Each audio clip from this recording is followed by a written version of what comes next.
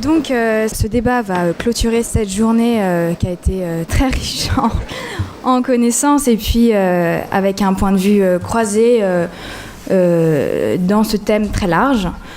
Donc on a pu à la fois aborder la cognition animale avec Monsieur Gurfa, Monsieur Fagot, la cognition artificielle avec messieurs Rougier et Oudéier, la linguistique avec Monsieur Schlenker, Monsieur Amezen qui nous a parlé un peu de tout.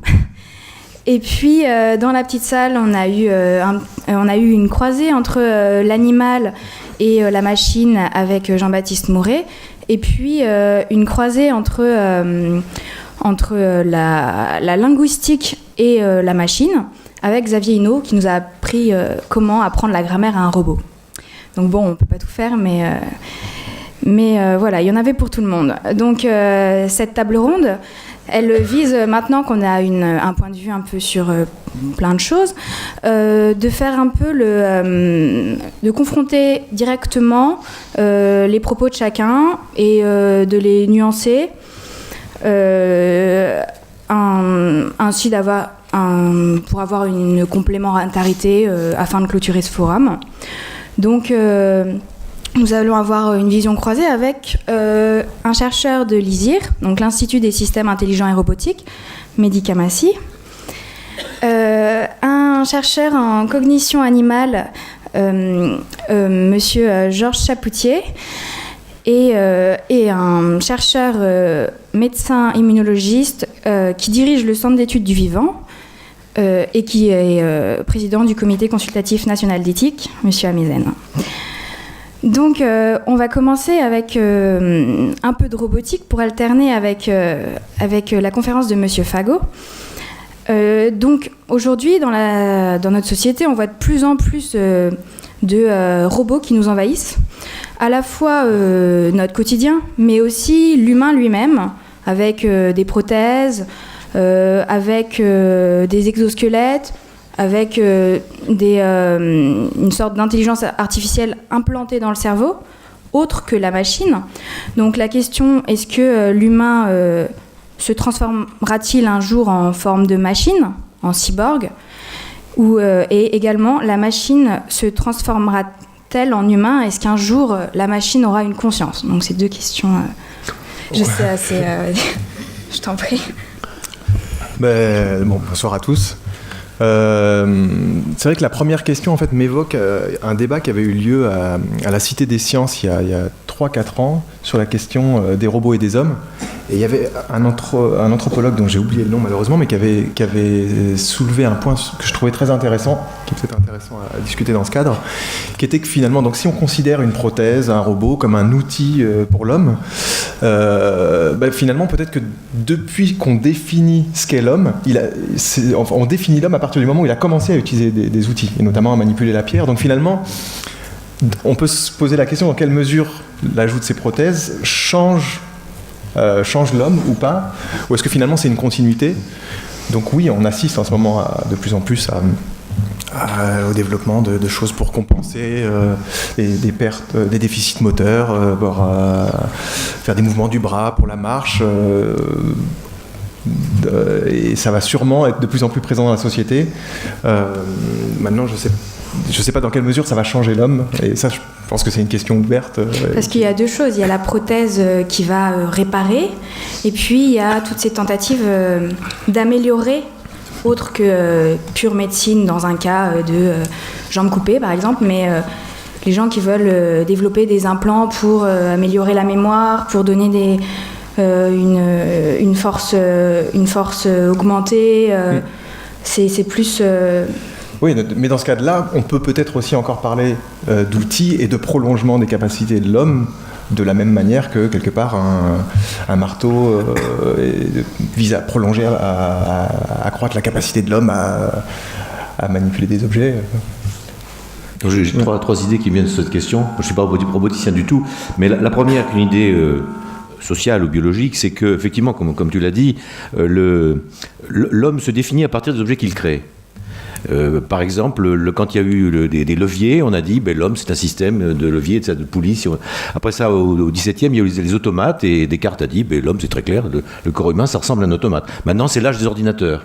Puis il y aura d'autres modèles certainement après. Ça c'est la première chose. Alors, ce qu'on peut dire aussi dans un sens un petit peu plus poussé, moi je suis de ceux qui pensent qu'on arrivera à vraiment simuler des fonctions supérieures de l'homme lorsque les robots fonctionneront comme les organismes. Et finalement, c'est pas dissocié de la question de fabriquer des organismes à partir de molécules, etc.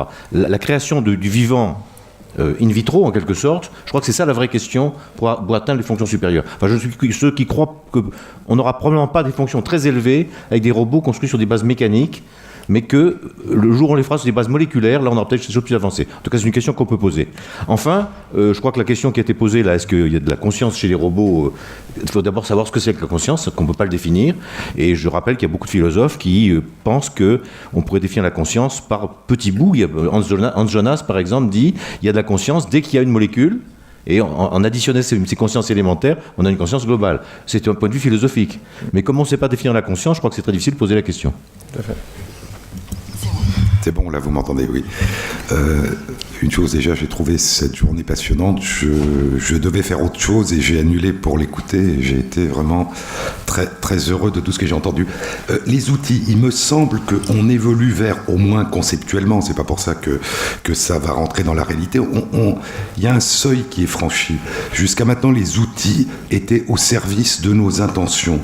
Le fait de vouloir créer, et c'est vrai au niveau des nanotechnologies, mais c'est vrai aussi au niveau de l'intelligence artificielle, quel que soit le terme que ça recouvre, le fait de vouloir créer des outils dont ce que nous trouvons de plus fascinant, c'est qu'ils puissent évoluer de manière spontanée et autonome, pose le problème qui jusqu'à maintenant s'est pas posé, me semble-t-il, aux ingénieurs, mais qui s'est posé aux biologistes qui essayent de manipuler le vivant.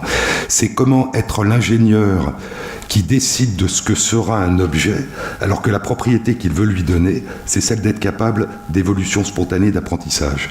Et donc la question de savoir si on peut apprivoiser et donc coexister de manière pacifique, voire utile pour nous, avec des objets dont ce qu'on a voulu, c'est qu'ils soient capables d'évolution spontanée, est un problème qui se pose pour les nanotechnologies, dans ce que tu disais, c'est-à-dire l'idée de créer à partir d'éléments, de matière élémentaire, quelque chose qui aurait les propriétés du vivant.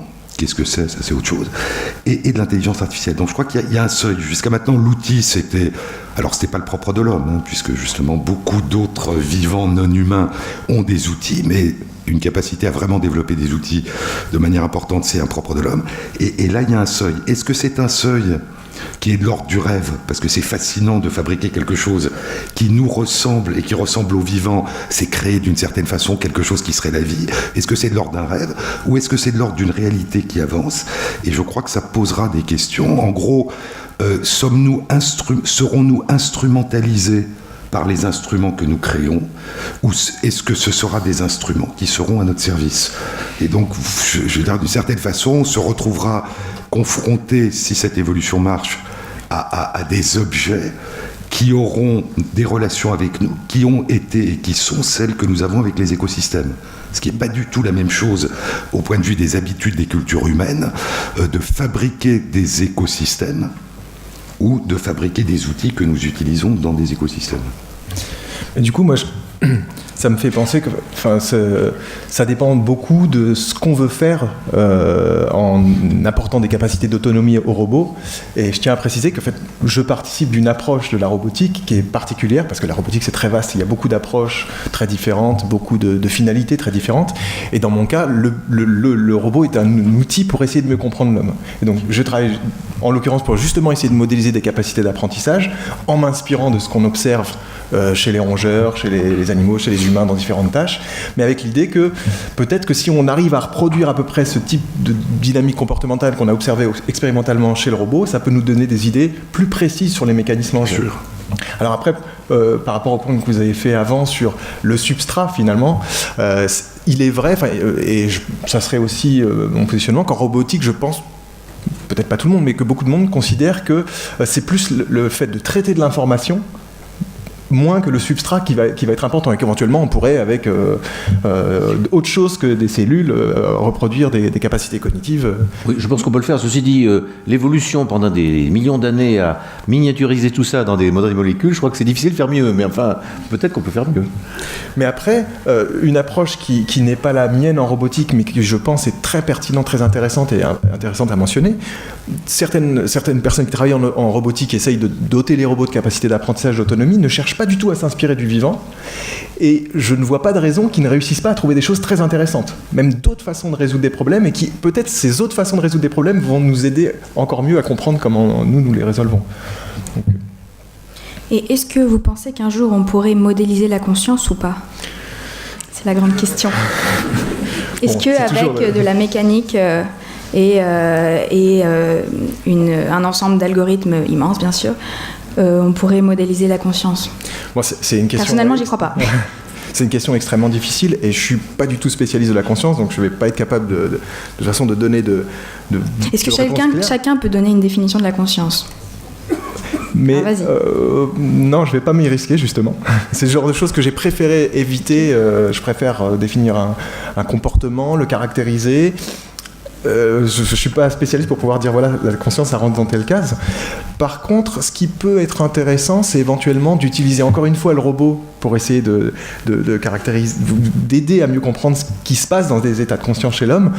Par exemple, une méthode expérimentale qui pourrait être intéressante, c'est de se dire, dans certaines expériences, par exemple en neurosciences, en sciences humaines, on a observé un certain comportement de l'humain et on a considéré que c'était de la conscience. Si chez le robot on arrive à reproduire à peu près le même comportement, mais en sachant qu'on n'a pas mis de conscience dedans parce qu'on a programmé quelque chose de simple, ça peut faire justement un contre-exemple. Donc ça peut être constructif dans ce sens-là. Donc maintenant, après d'avoir un robot qui lui-même est conscient, je sais que beaucoup de gens en rêvent. Parce qu'à l'heure actuelle, on va prêter des intentions robots, on peut prêter des émotions robots, on va personnifier le robot, on va même avoir de l'empathie pour le robot, c'est possible, mais le robot en soi, il aura pour le moment pas d'émotion, et je sais pas s'il en aura un jour. Je crois que la question est très intéressante, j'y faisais allusion ce matin, c'est-à-dire quand bien même nous créerions un être vivant, oublions le robot, un être vivant qui ne partage pas par analogie, je dirais, les modalités de construction d'un cerveau. Comment est-ce que nous prouvons, ou au contraire, prouvons l'absence d'une subjectivité ? Donc en fait, tout ce que nous faisons actuellement, c'est de raisonner par analogie. Et donc si nous avons des corrélats de la conscience, nous en déduisons que si ces corrélats sont présents, c'est que la conscience est là. Nous déduisons, comme nous savons que certaines phases d'activité cérébrale s'accompagnent d'une conscience et d'une paralysie du corps, ça s'appelle le rêve, eh bien, nous déduisons de l'existence de ce type d'activité cérébrale le fait que quelqu'un rêve, et nous sommes très rassurés dans ces expériences quand la personne qui se réveille dit qu'elle rêvait. Et donc la preuve d'une corrélation subjective, c'est le fait que la subjectivité s'exprime. Et donc je ne vois pas, je pense, une question extrêmement intéressante d'un point de vue philosophique et d'un point de vue épistémologique et d'un point de vue scientifique, de savoir, je le poserai à l'envers, si nous créons un objet ou un être conscient, quels moyens avons-nous de savoir que cet objet ou que cet être est conscient ? Autrement dit, tout ce qui ressort de la subjectivité, me semble-t-il, vient d'un pari fondé sur des analogies et des corrélats. Personne n'a jamais fait l'expérience objective de la subjectivité d'une personne. Nous ne faisons, ce qui définit la subjectivité, c'est que nous en faisons l'expérience à titre individuel. Je peux intervenir là-dessus. Ça rejoint ce qu'avait... il y a un philosophe du Collège de France qui s'appelle Jacques Bouvresse, qui avait écrit un article il y a à peu près une vingtaine d'années qui s'appelait « Le fantôme dans la machine », qui disait un peu ça, qui disait finalement, si un jour on fabrique des robots qui se comporteront complètement comme des humains, qu'on ne pourra pas distinguer selon les paradigmes classiques, on sera obligé d'être considéré comme autre chose que des robots. Parce qu'ils auront un comportement qui sera comme le nôtre. Alors maintenant, je voudrais revenir en arrière sur la question de la conscience. Je ne vais pas vous la définir, puisque je crois que personne ne peut définir la conscience. Je rappelle quand même que les biologistes qui s'intéressent à ça définissent ce qu'on peut appeler des niveaux de conscience, en faisant le pari plausible que dans le cours de l'évolution, la conscience n'est pas sortie tout d'un coup, mais qu'elle a émergé par paliers. Alors, qu'est-ce que c'est que la conscience d'une abeille ? Effectivement, on tombe dans la question que tu posais, à savoir qu'elle a certainement un certain niveau de conscience, mais comme on n'est pas dans sa tête, on ne peut pas le mesurer. Néanmoins, pour les animaux qui sont plus proches de nous, on a pu définir deux niveaux de conscience plus facilement objectivables, je tentais de dire, qu'on a appelé la conscience d'accès et la conscience de soi. Alors, la conscience d'accès, c'est la capacité pour un animal d'avoir une certaine conscience de son environnement. Et dans l'état actuel des connaissances, plus personne ne défendra les thèses cartésiennes qu'un chien n'a pas de conscience d'accès. Un chien est capable d'avoir une conscience de l'endroit où il y a de la nourriture, l'endroit où il reçoit des coups de bâton, etc. etc. Donc là, les vertébrés, tous les vertébrés, et probablement également les céphalopodes, ont une certaine forme de conscience d'accès. C'est la conscience de l'environnement. Plus délicate, c'est la conscience de soi. La conscience, je me sens conscient. J'ai la conscience d'être conscient. Ce qu'on appelle quelquefois la conscience phénoménale. Alors, vous savez qu'il y a toujours des controverses entre les gens qui veulent séparer l'homme des animaux et les gens qui veulent le rapprocher. Donc, les opposants, enfin, les partisans de la rupture ont dit, mais oui, d'accord, il y a Descartes s'est trompé, il y a une conscience d'accès chez les animaux, mais il n'y a pas de conscience de soi. Aucun animal n'a une conscience de soi qu'à l'homme. Alors, c'est un peu faux. Parce qu'il y a un certain nombre d'expériences qui suggèrent qu'il y a au moins chez certains animaux l'ébauche d'une conscience de soi, et je vais vous le présenter ici. Ça a été montré chez des animaux visuels, toujours des animaux visuels, hein, ce qui pose la question des animaux olfactifs. Mais chez les animaux visuels qui ont été les chimpanzés, les dauphins, un éléphant et une pie, un oiseau, on a pu montrer l'existence de l'ébauche d'une conscience de soi par le test du miroir. Alors je vous l'explique chez les chimpanzés. Vous avez un chimpanzé qui dort. Vous peignez sur son front à gauche une tache de peinture, le chimpanzé se réveille, vous lui tendez un miroir, il se regarde et il cherche à effacer la tache de peinture, suggérant par là qu'il se reconnaît dans le miroir, il ne pense pas que c'est un autre chimpanzé. Contrairement par exemple à l'épinoche, un poisson qui, si vous le prenez un miroir, se met à attaquer le miroir en pensant que c'est un congénère. Donc il y a chez le chimpanzé et chez d'autres animaux visuels l'ébauche d'une conscience de soi. Qu'on peut en mettre en évidence par le miroir. Alors, pourquoi est-ce que les animaux, ça n'a jamais été mis en évidence chez le chien, chez le chat, qui sont intelligents aussi, pour des tas de raisons. Moi, je pense que c'est parce que ce sont des animaux olfactifs et que le miroir ne marche bien, le miroir visuel ne marche bien que chez les animaux visuels. Je fais une fleur de style. Si on pouvait montrer à des chiens ou des chats un miroir olfactif, je pense qu'ils se reconnaîtraient très bien aussi. Mais du coup, il y avait l'année dernière une présentation de Franz de Waal à l'ICM et qui disait qu'il avait fait cette expérience aussi chez l'éléphant et ça marche. Oui, ça a été, et d'ailleurs, c'était impressionnant parce que ça a été fait chez l'éléphant et même un oiseau, une pie, l'éléphant, des dauphins, un chimpanzé. Je connais que ces quatre là pour l'instant. Et c'était incroyable les vidéos chez l'éléphant parce qu'on voyait l'éléphant une fois qu'il avait compris que c'était lui, qui en profitait pour regarder des parties de son corps qu'il ne voit jamais. Donc il ouvrait la bouche. Il regardait un peu ses dents, des choses comme ça. Alors ça rejoint une remarque tout à fait générale, c'est que l'éthologie moderne montre que tous les animaux intelligents, mettons les oiseaux, les mammifères pour commencer, peut-être les pieuvres aussi, sont beaucoup plus intelligents que ce qu'on croyait. Ce que j'allais dire, c'est même ce qui a été évoqué souvent, c'est qu'au fond, nous n'apprécions que les phénomènes cognitifs par les comportements qui les expriment. Et ce qui est très intéressant, pour reprendre ce que tu disais, c'est que dans les années 60, on a découvert que le chimpanzé réussissait le test du miroir, mais on a dit que tous les autres animaux qui ont été testés l'échouaient.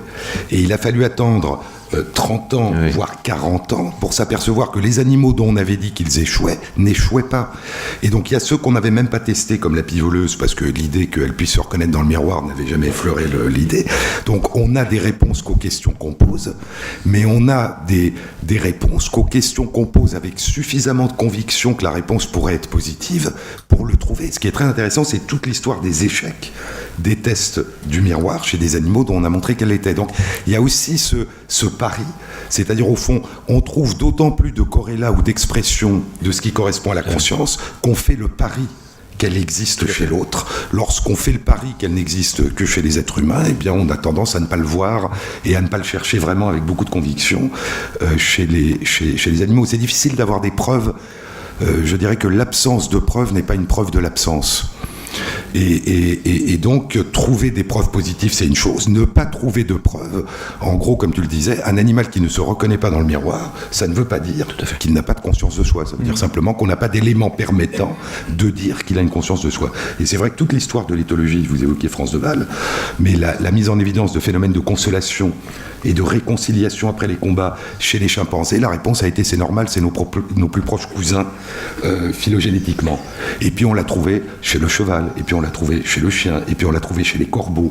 Et donc ce qu'on a considéré comme tellement humain que c'était une surprise dans les années 70 quand Franz de Waal l'a décrit chez les chimpanzés, est maintenant un comportement qu'on a mis en évidence dans des espèces animales extrêmement larges. Donc c'est vrai que dès qu'on est dans ces questions là, comment est-ce que je peux dire là, Franz de Waal a une très belle phrase disant que la science, l'éthologie, comme les autres sciences, au fond, se voit ou est vu comme la recherche d'une compréhension du réel. Mais que lorsqu'on étudie chez des animaux des propriétés qu'on croit humaines, dit-il, c'est plus de la science, c'est notre place dans l'univers dont il est question. Et ça devient une question idéologique, indépendamment, une question de vision du monde, indépendamment des simples approches scientifiques. Ouais, sur le test du miroir, je trouve très intéressant parce qu'on pourrait justement se poser la question, est-ce qu'on peut le faire faire à un robot ? Et du coup, on pourrait dire qu'il serait doué de conscience. Bon, Qu'est-ce que vous en pensez ? je pense qu'on pourrait relativement facilement le faire et faire que ce que perçoit le robot dans le miroir est en train de bouger de façon corrélée avec les mouvements que lui-même...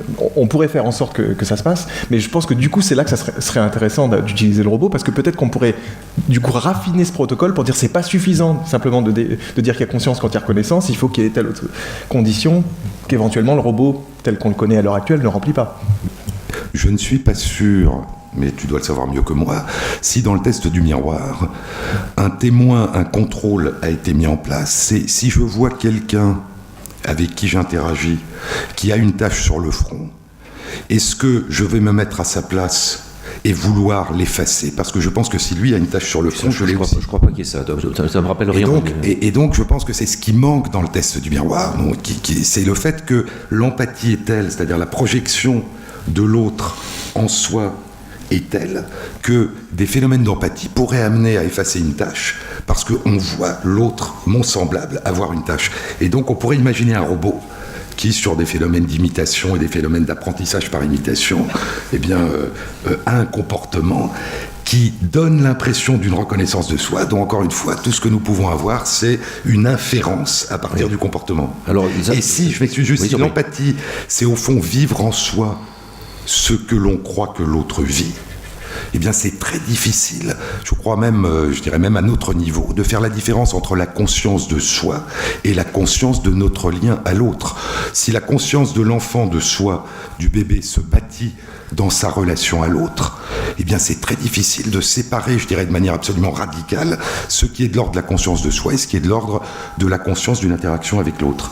Et donc peut-être même que nos tests ou nos façons d'appréhender ce que nous appelons la conscience de soi et à quelque chose d'un peu artificiel, comme si nous avions vraiment une conscience de nous-mêmes indépendante de toute relation fictive ou réelle avec les autres. La question que tu poses, ça pose la question de l'intentionnalité prêtée aux autres, ou ce qu'on appelle la théorie de l'esprit. Je donne la parole au roboticien après. Donc ça, c'est un tout autre problème, mais il y a plein d'arguments. Ici encore, les partisans de la rupture avaient dit il n'y a pas de théorie de l'esprit, c'est-à-dire qu'un sujet animal ne peut pas penser qu'un autre pense. Or, il y a toute une série d'expériences variées qui montrent que c'est pas vrai. J'en donne une chez les oiseaux. Un oiseau, par exemple, qui cache sa nourriture en présence d'un autre oiseau qui peut la lui piquer. Puis il attend que l'autre oiseau soit parti, et à ce moment-là, il va déplacer sa nourriture dans un autre endroit. Des expériences comme ça, il y en a des tas. Ça vaut aussi chez des écureuils, etc., etc. Donc, il y a quelque chose comme l'ébauche d'une théorie de l'esprit chez certains animaux. Donc, ça rejoint encore cette question qu'on n'est pas les seuls à avoir une idée d'altérité, à avoir une idée de l'autre. C'est une très belle expérience qui a été décrite il y a une quinzaine d'années par Nicolas Clayton avec les jets. Et ça va d'autant plus dans le sens que tu dis que les jets de naissance ne cachent pas la nourriture quand un congénère les regarde. Et donc la question a été, comment est-ce qu'ils l'apprennent ? Puisqu'ils l'apprennent apparemment. Et la question a été, est-ce que c'est parce que celui qui les regarde les a volés ? Réponse non. Est-ce que c'est parce qu'ils ont vu que celui qui regarde un autre vole ? La réponse non. La réponse a été quand on leur donne l'occasion de découvrir la cache de l'autre et de la voler, à ce moment, lorsque un autre jet les regarde, il recache ailleurs. Autrement dit, c'est le fait d'avoir eu soi-même un comportement de voleur qui donne l'idée que l'autre qui me regarde pourrait avoir la même idée que moi. Et donc cette idée que la conscience de soi, j'allais dire, est intimement liée à la relation à l'autre, je crois, est d'une part fascinante, et d'un autre côté pose des questions, je veux dire encore une fois, dans la manière dont on approche et on teste ce qu'on appelle la conscience de soi. Et encore une fois, chez l'homme, quand on disait, c'est assez savoureux, hein, que la théorie de l'esprit, la possibilité de se projeter avec sur les émotions ou les intentions de l'autre était spécifiquement humaine, les réseaux de neurones miroirs ont été découverts chez les rhésus macaques avant d'être découverts chez l'être humain. Donc, en gros, on s'est aperçu qu'il y avait des mécanismes de théorie de l'esprit chez les macaques avant d'en trouver le substrat neurologique, ou en tout cas une partie du substrat neurologique, chez l'être humain. Non, en tout cas, c'est vrai que sur ces questions de... Alors, j'avais envie de donner des exemples de robotique où on pourrait simuler, programmer quelque chose qui pourrait entre guillemets ressembler à une théorie de l'esprit minimale. Il y a des travaux par exemple qui sont faits au LAS à Toulouse dans l'équipe de Rachid Alami avec un fort ancrage dans les sciences cognitives justement, où on va faire en sorte que le robot se représente à la fois les objets que lui peut atteindre, les actions qu'il peut faire et ceux que l'interlocuteur humain en face de lui, ce qu'il estime que l'humain peut faire, et en fonction de ça, il va planifier une séquence d'actions dans laquelle il va éventuellement aider l'humain au moment où il pense qu'il ne peut pas accéder à l'objet. Bon. C'est vraiment à un niveau très minimal, mais je veux dire, on peut le programmer, donc c'est dans quelle mesure le robot est doué d'une théorie de l'esprit. On se doute bien que là, on ne peut pas répondre par la positive à l'heure actuelle. Mais je pense encore une fois que c'est une approche qui peut contribuer finalement à répondre à ces questions et peut-être à raffiner la définition qu'on utilise chez l'animal, quoi. C'est intéressant, on revient à la question de l'émotion et à la question de la conscience. C'est-à-dire qu'on peut, j'imagine, programmer un robot qui va aider quelqu'un qui tombe à se relever ou qui va aider un blessé pour le soigner. Bon.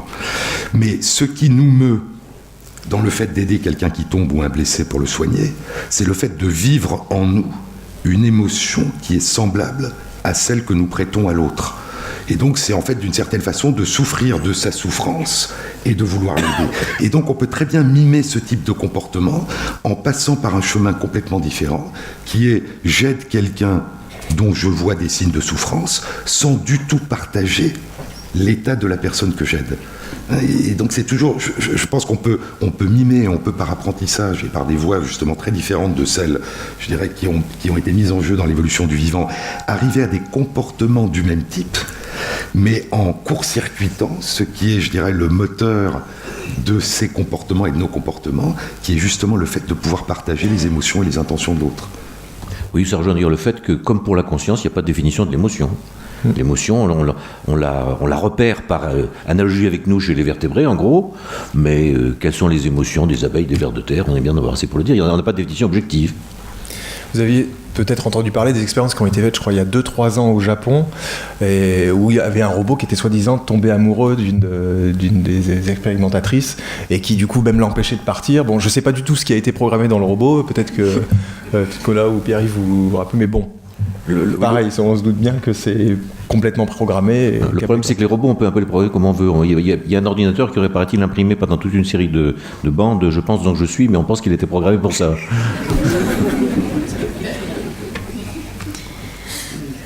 Pour revenir à la croisée entre l'homme, l'animal et la machine, ce qui est assez intéressant aussi, c'est de voir donc, les capacités vraiment des animaux telles des capacités de mémoire, des capacités d'organisation de groupe, et des respects de l'autre ou des respects des règles au sein des communautés, parfois plus que chez l'humain.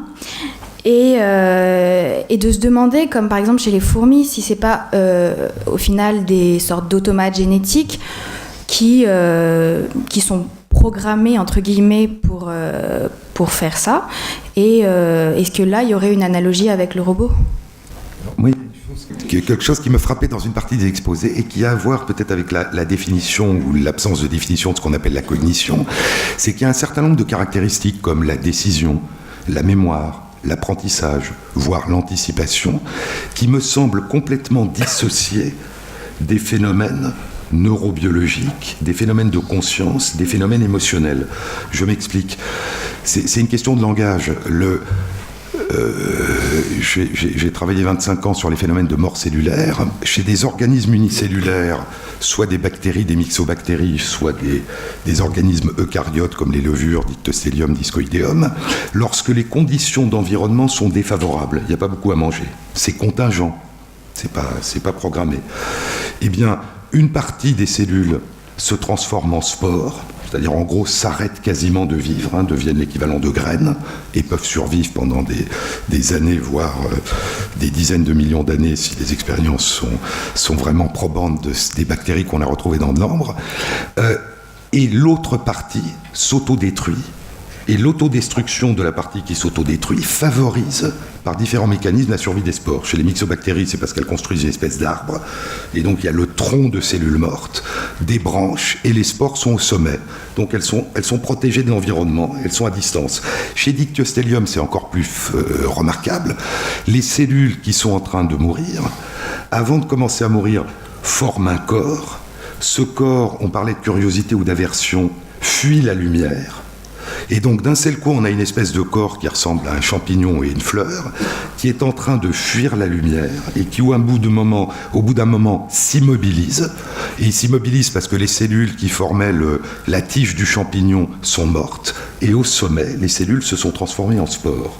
Et donc il y a eu à un moment donné une décision de 2/3, chez Dictyostelium, c'est stéréotypé, 2/3 des cellules vont devenir des spores, et 1/3 des cellules va mourir et servir de support aux spores.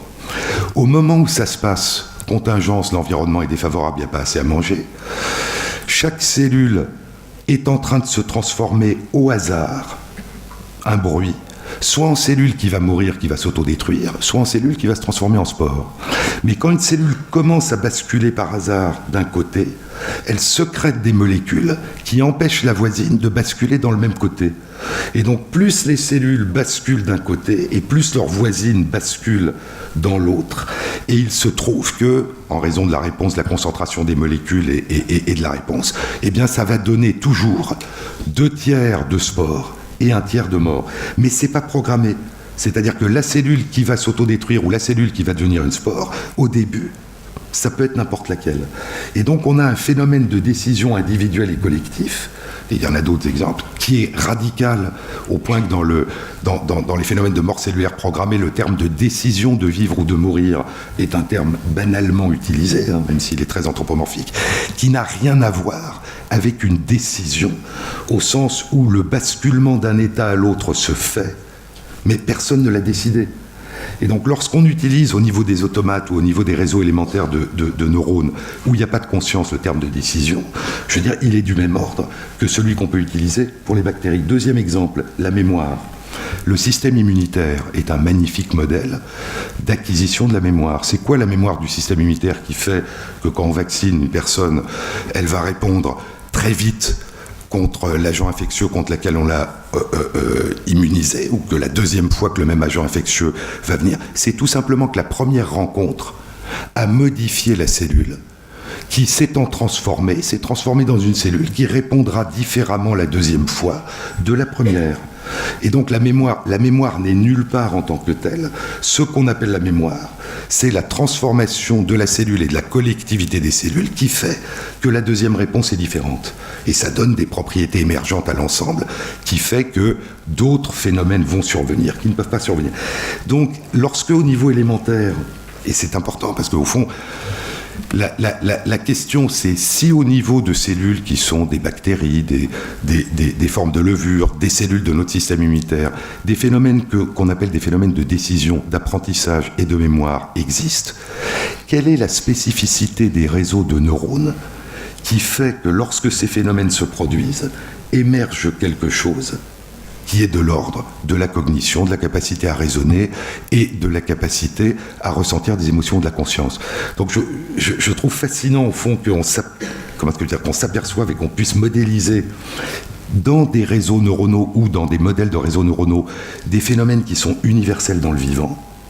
Mais quel est le seuil qui fait que ces phénomènes de décision, de mémorisation, d'apprentissage, à un certain moment, vont aboutir à ce que nous appelons la cognition, alors qu'au niveau du système immunitaire, les décisions, les apprentissages et la mémoire n'ont jamais reçu le terme de cognition. Donc, alors, pour moi, en fait, il y a déjà différentes échelles. On peut étudier à l'échelle de la cellule, on peut étudier à l'échelle du cerveau global.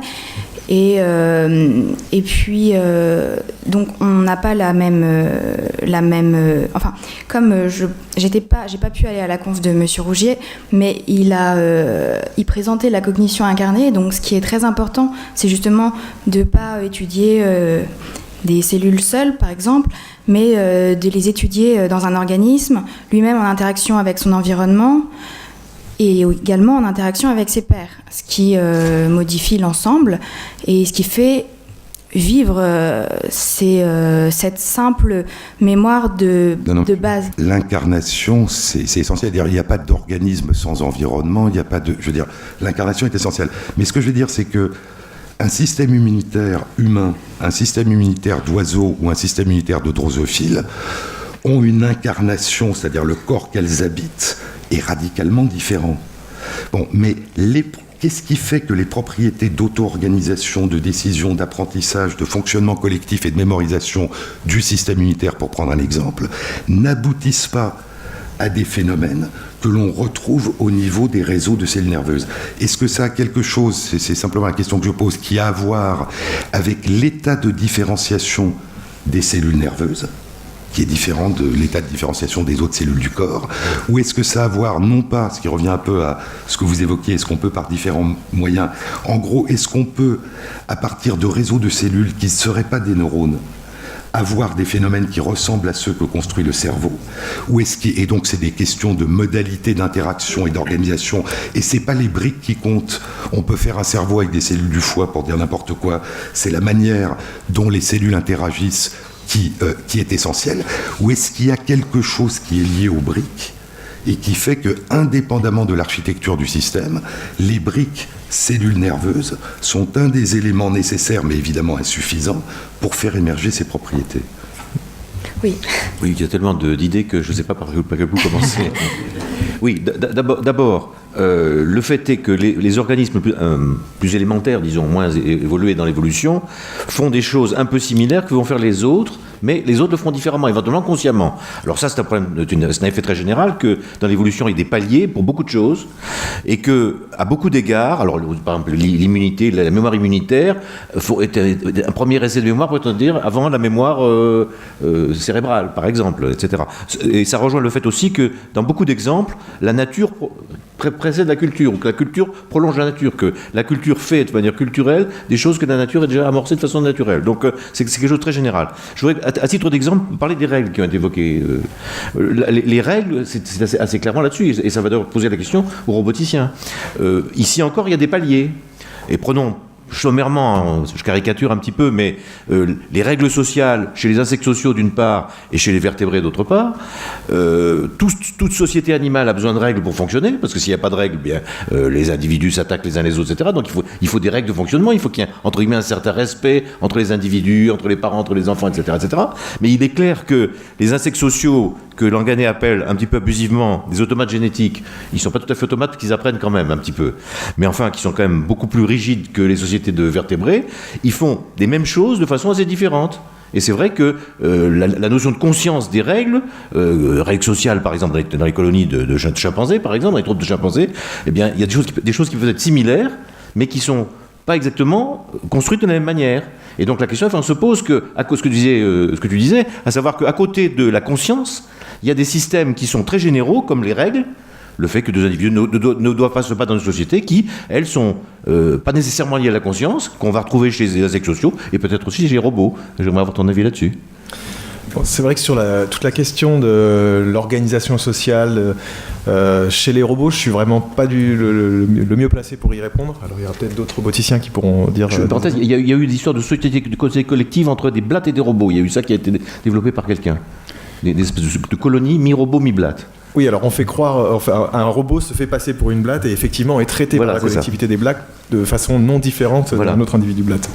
Mais par contre, sur la question de la décision, et qui est une des choses qui, moi, m'intéresse beaucoup dans mes recherches, on peut se demander si chez l'homme, les mammifères, il n'y a pas aussi une partie des décisions qui sont du même ordre mécanique que celle-ci. Et justement, nous, au laboratoire, on s'intéresse beaucoup à essayer de modéliser et reproduire chez le robot ce basculement entre différents modes de décision qu'on observe. Alors, j'aime bien ces définitions opérationnelles qui ont été proposées en psychologie et dans toute la littérature sur le conditionnement instrumental, la distinction entre comportement orienté vers des buts et habitude. Et donc comportement orienté vers des buts avec l'idée qu'on se représente les conséquences de l'action, donc je fais telle action et je sais que ça va m'amener dans tel état, ça va me donner tel résultat, et si je ne souhaite pas ce résultat, j'arrête d'agir. Par opposition à des habitudes où on a tellement répété les mêmes comportements dans un même contexte que sans réfléchir aux conséquences, on les déclenche. Et chez le robot, on est capable de programmer et de générer ce basculement progressif, cette génération d'habitudes avec des propriétés à peu près similaires. Alors on en est à un stade très basique, hein, c'est des propriétés d'une dynamique assez similaire de ce qui peut être observé en laboratoire, sans forcément se poser la question de est-ce que ça, algorithmiquement, c'est fait avec des réseaux de neurones, c'est simplement une façon de traiter l'information et d'inférer à l'intérieur d'une sorte de modèle du monde qu'on se construit. Donc on peut effectivement alterner entre des décisions qui pourraient être qualifiées de plus cognitives et des décisions beaucoup plus réactives chez le robot également. Je peux intervenir là-dessus. Ouais. Il y a deux points qui me viennent à l'esprit. D'une part, que bien sûr, chez l'homme, chez les animaux supérieurs, il y a énormément de décisions qui se prennent inconsciemment, de façon entre guillemets mécanique. Au point même qu'il y a des chercheurs comme Libet qui ont dit que la conscience ne sert à rien. Avec des tas d'arguments scientifiques que je ne peux pas développer ici, mais qui dit en substance, on est préparé par des millions d'années d'évolution pour que notre corps fasse nos décisions au mieux. Donc notre corps prend la décision, la bonne, et puis il nous donne l'illusion que c'est nous qui la prenions de façon consciente après, mais ça ne sert à rien. Alors je pense qu'il a tort, pour des tas de raisons, hein, je ne peux pas développer ici. Je pense qu'en un gros néocortex, à mon avis, il faut bien qu'il serve à quelque chose. Hein.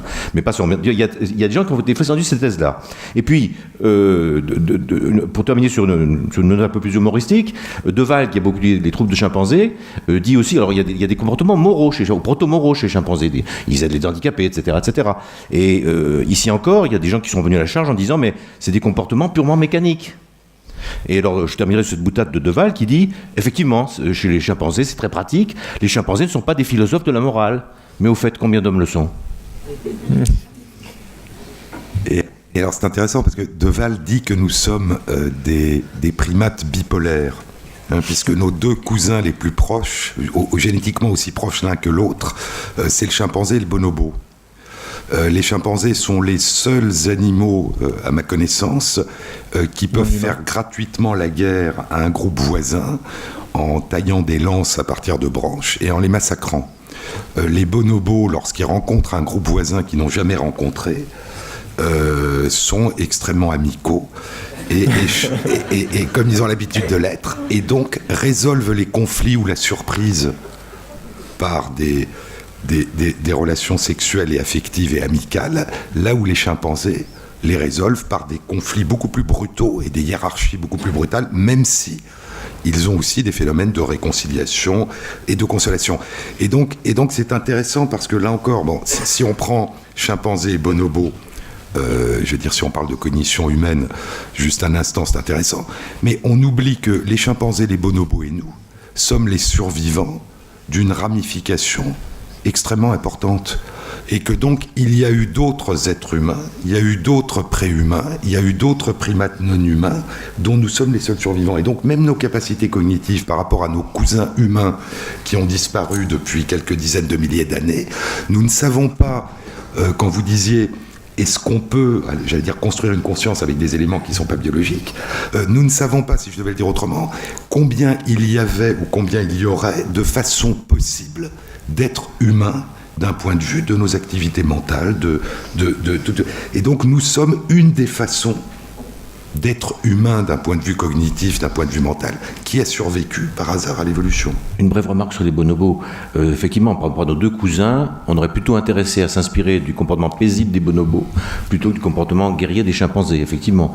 Ceci dit, il y a des limites. Les chimpanzés, les bonobos gèrent tous leurs conflits par le sexe. C'est possible dans l'espèce humaine dans un couple, mais on voit mal, par exemple, la Chambre des députés, quelque chose comme ça.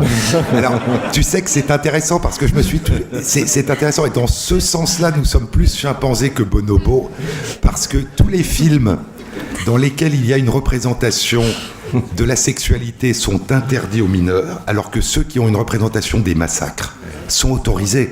Et donc, d'une certaine façon, nous considérons qu'il y a quelque chose de beaucoup moins grave dans le fait de... Donc, quand il dit bipolaire, on est peut-être bipolaire avec tendance chimpanzé. C'est un chimpanzé, oui, hélas.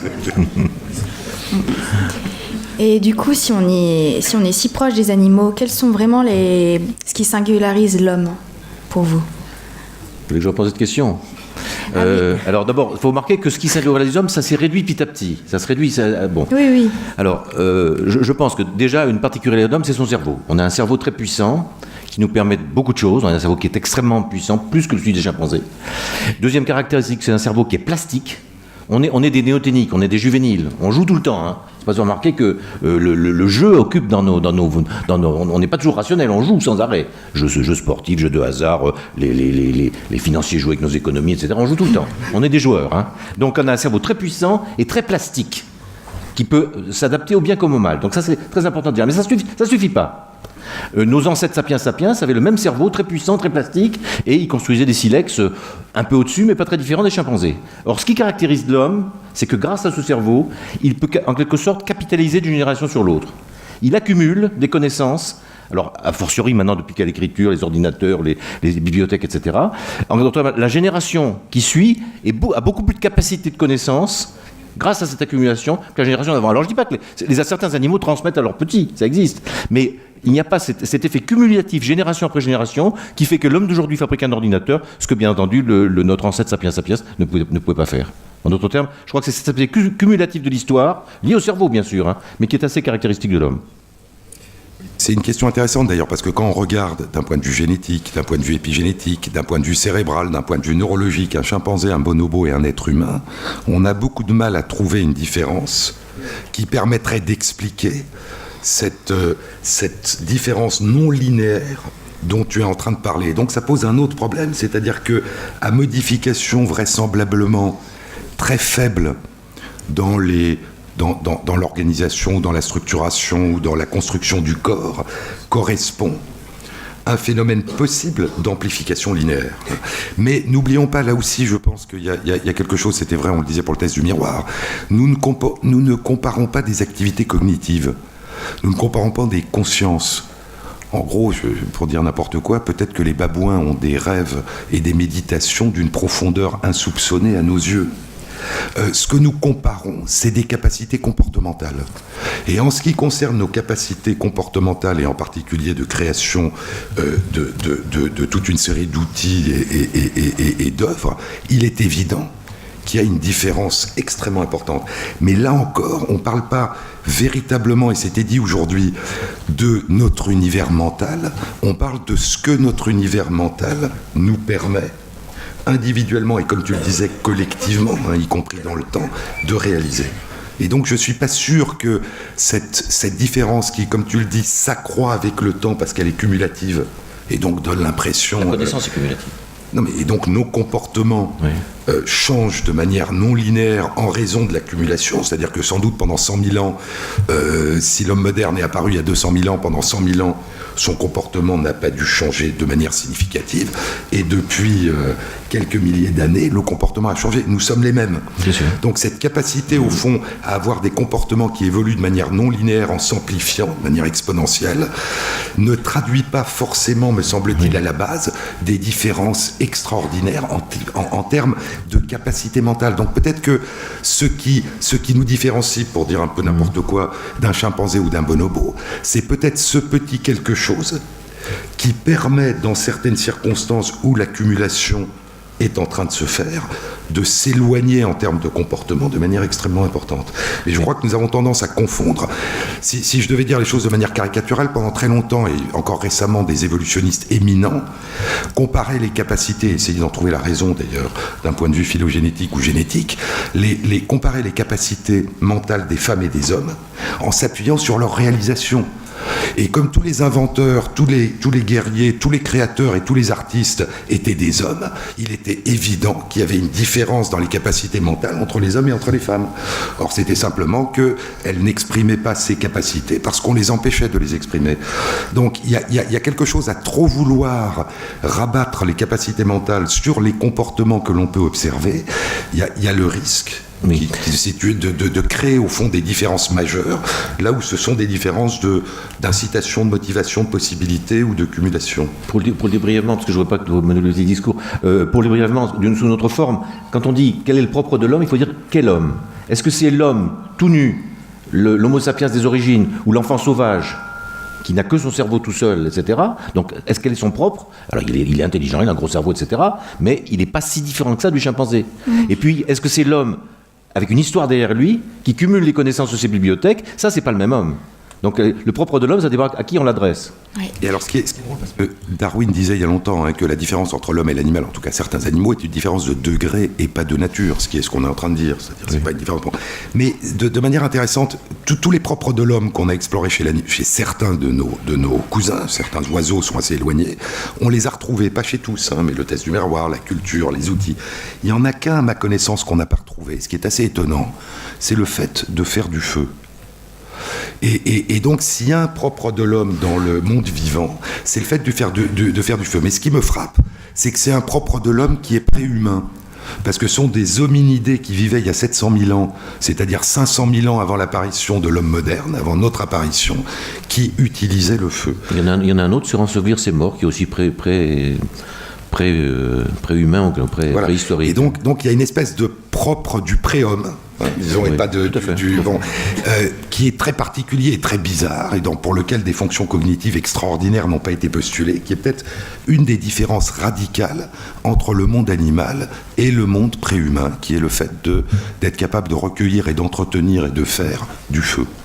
Et est-ce que une des caractéristiques de l'homme, ça serait pas aussi donc c'est très intéressant, et donc est-ce que ça serait pas aussi de vivre dans le futur, de toujours agir pour son futur et au final oublier presque oui, aussi, bien sûr. Du mais temps ça c'est lié à notre très gros cerveau. On n'est pas les seuls à vivre dans le futur. Les animaux prévoient des migrations, un chien capable d'attendre son maître à la fin de la semaine. On n'est pas les seuls à avoir un sens du temps. Mais il est vrai que par notre super cerveau, on est un peu des obsédés du temps et du futur, et on est beaucoup plus préoccupés par cela probablement que les autres animaux. C'est assez vrai. Ce que je trouve intéressant dans un des exposés sur les robots, c'est la question de la curiosité. Une façon de parler de curiosité, c'est de parler de l'insatisfaction. Je veux dire, si j'ai envie d'autre chose, c'est que je ne suis pas pleinement satisfait de ce que j'ai. Une autre façon d'en parler, si on n'est pas vraiment dans des activités mentales humaines, c'est de parler en fait d'équilibre instable et de passage d'un état d'équilibre à l'autre. Et donc, est-ce que, d'une certaine façon, la mémoire et l'anticipation, d'une manière générale, chez tous les êtres vivants qui sont dotés de capacités cognitives, n'est pas déjà cette espèce d'état instable où, en fait, on se projette en permanence sur l'avenir, qui n'est pas encore là, à partir de ce qui n'est plus là, c'est-à-dire un souvenir. Et au fur et à mesure que le présent, qui va être le résultat de la projection dans l'avenir, est différent de ce qu'on attend, la mémoire elle-même se modifie. Donc, est-ce que dans ce qu'on appelle la motivation, la curiosité, cette activité, il n'y a pas quelque chose qui est au fond l'oscillation entre des états instables, qui fait que... Alors, le modèle qui était présenté, c'était la comparaison avec ce qui est attendu, ce qui est à l'origine même de l'apprentissage. C'est pour ça que penser que les animaux ne se projettent pas dans le futur, alors qu'ils sont plongés dans des tâches d'apprentissage, s'ils sont en train d'apprendre, c'est qu'ils sont en train d'une certaine façon de se projeter dans le futur et de le comparer au passé. Et donc comment là encore, je dirais d'une manière non consciente, on peut essayer de modéliser cet état de fuite entre ce que vous disiez, c'est-à-dire entre le retour au passé et la recherche de la nouveauté, c'est-à-dire la recherche d'une insatisfaction et un retour en même temps au passé, le modéliser en termes non cognitifs, indépendamment de ce qu'on peut imaginer que ça signifie en termes cognitifs. Je pensais par exemple que la faim ou la soif, ou le fait d'avoir besoin de respirer, sont différents de la sensation de faim, de la sensation de soif et de la sensation d'étouffement. C'est pour ça d'ailleurs que, bien que le corps manque d'oxygène, dans certaines intoxications à l'oxyde de carbone, bien que le corps manque d'oxygène, eh bien on ne respire pas. On ne réalise pas qu'on manque d'oxygène. Donc il ne suffit pas d'avoir besoin d'oxygène pour que forcément on fasse en sorte d'en obtenir. Par contre, la sensation d'étouffement rend aigu le fait d'avoir besoin. Donc c'est entre ces états d'équilibre qui ont le manque d'énergie va créer un ensemble de mécanismes qui poussera à la recherche de la nourriture, ce qui est assez modélisable, ce qui est différent de, je pense, au niveau où ça se passe, de l'émotion de la faim va amener à un comportement. Donc on peut, et les deux jouent sans doute, et on peut modéliser, mais je trouve intéressant cet état on parlait de Turing, mais de Stuart Kauffman, c'est-à-dire d'écart à l'équilibre. Mais du coup, on peut se demander, mais ça va un peu aussi dans le sens de ce que vous dites, s'il y a des mécanismes communs d'instabilité, de gestion de l'instabilité, avec justement cette prédiction, alors que, comme ce que Pierre-Yves Oudéier modélise, prédiction, comparaison de ce que j'obtiens avec ce que j'attendais, qui serait géré un peu de la même façon pour des comportements dans lesquels on recherche de la nourriture, on cherche de l'interaction sociale, ou alors on recherche de l'information, et qu'éventuellement la curiosité serait qu'une sous-partie de ces mécanismes globaux, ou s'il y a un traitement particulier, une fonction vraiment très différente. Bon, ça, moi, je ne suis pas spécialiste, je ne sais pas si Pierre-Yves, toi, tu as une autre façon de le voir.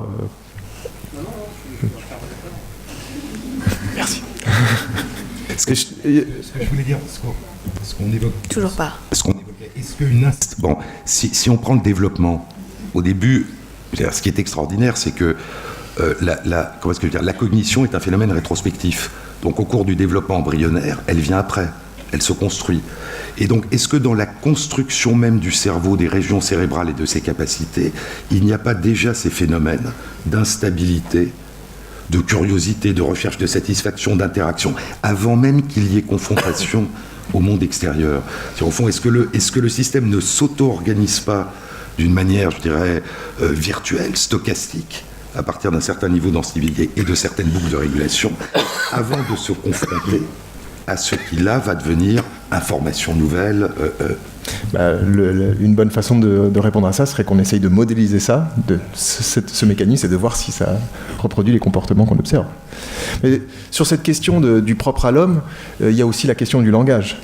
Et il y a un argument qui m'avait beaucoup intéressé, et qui me semblait aussi avoir ses limites, mais je ne suis pas du tout spécialiste du langage, donc c'est plus sous forme de question. Est-ce que cet argument est toujours pertinent? C'était un article il y a environ 10 ans par Mark Hauser et Chomsky, qui disait, bon, on s'est trompé à vouloir considérer que le langage est vraiment complètement le propre de l'homme, on doit restreindre un peu, il y aurait le noyau étroit du langage qui serait vraiment le propre de l'homme, et un noyau plus large, avec des capacités peut-être de perception du langage, de production du langage qui pourrait exister un peu chez les animaux.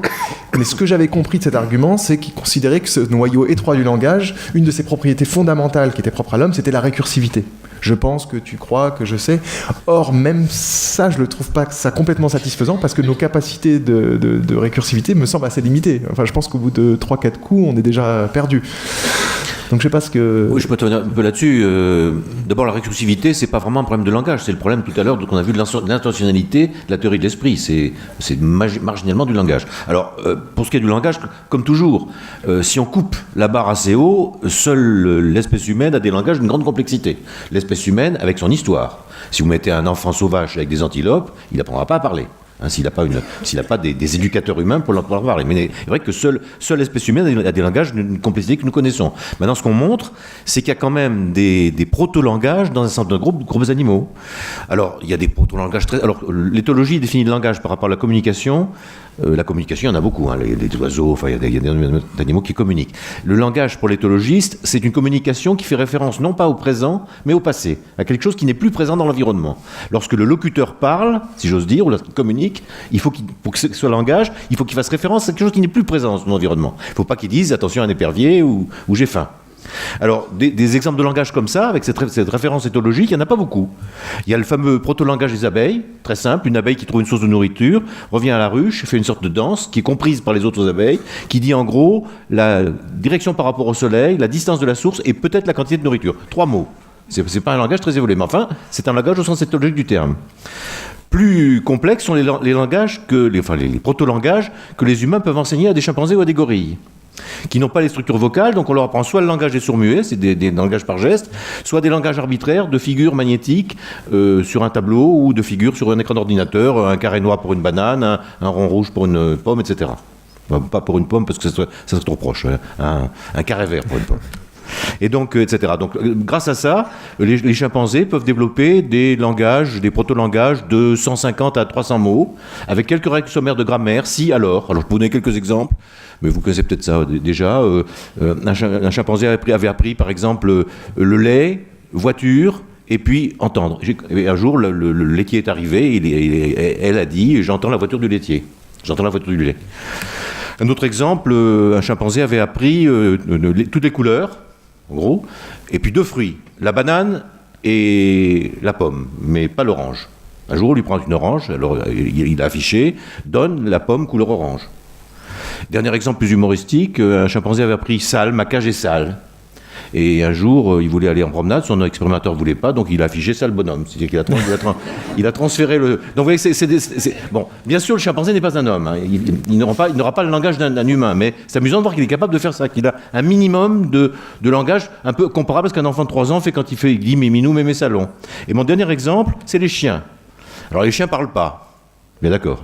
Mais ils comprennent beaucoup de choses. On peut montrer maintenant que certains chiens comprennent jusqu'à 150 mots. C'est-à-dire, va chercher le ballon, va chercher l'os, va chercher le jouet, va chercher le pantin, etc. Jusqu'à 150. Et certains chiens, on peut montrer, par exemple, on peut leur dire, va chercher le ballon ou reste à proximité du ballon, c'est-à-dire l'objet, mais également l'action à faire par rapport à cet objet, va chercher l'os ou reste à côté de l'os. C'est-à-dire, en d'autres termes, la distinction entre le nom de l'objet, un nom, et puis l'action, c'est-à-dire un verbe. Donc, déjà, ici encore, il y a un peu l'amorce d'un langage. Ici encore, bien sûr, c'est pas comparable au langage humain, on est bien d'accord. Il y a une chose qui est frappante, hein, c'est que nous pouvons leur apprendre à comprendre ou à parler le langage humain. Nous parlons très peu de langage animaux.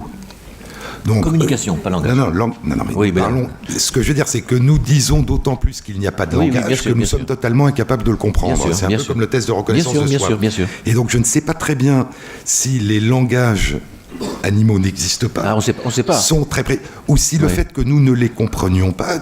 Rappelle-toi que les Grecs appelaient barbares ceux qui ne savaient pas parler le grec. On ne sait pas si les chimpanzés ont des langages spontanés dans la jungle. On ne comprend pas la communication des dauphins du tout. Voilà. Et d'un autre côté, dans le langage, moi, ce que je trouve intéressant, encore une fois, est-ce qu'on est dans le cognitif, c'est-à-dire dans le langage conscient, c'est-à-dire je sais ce que je suis en train de dire et je sais que l'autre le comprend, ou est-ce qu'on est dans la sophistication de la communication?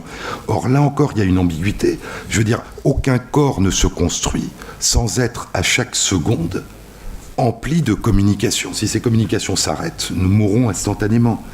Et ces communications, pour une grande part, pour reprendre ce que tu disais, concernent le passé, c'est-à-dire sont les échos. Oui. Et donc un simple corps, je ne parle pas d'une communauté de bactéries, mais un simple corps, notre corps, est empli d'un langage qui, s'il était vocal, serait un brouhaha absolument gigantesque. Hein, donc de quoi parlons-nous quand nous parlons de langage? Non, je m'étais limité au langage dans son sens sémantique du terme, hein, mais effectivement, on peut l'étendre effectivement au fonctionnement du vivant, bien sûr.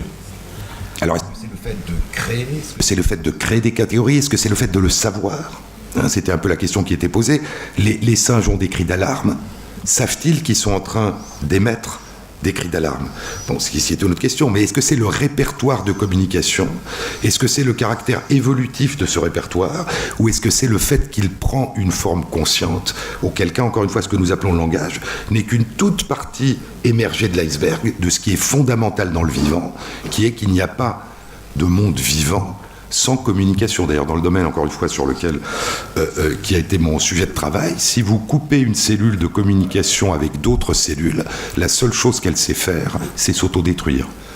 Donc la raison pour laquelle elle ne s'autodétruit pas, c'est qu'un certain nombre des éléments de communication des molécules qui sont émis par d'autres cellules ont pour conséquence de la maintenir dans l'état stable, qui est celui de ne pas déclencher l'autodestruction.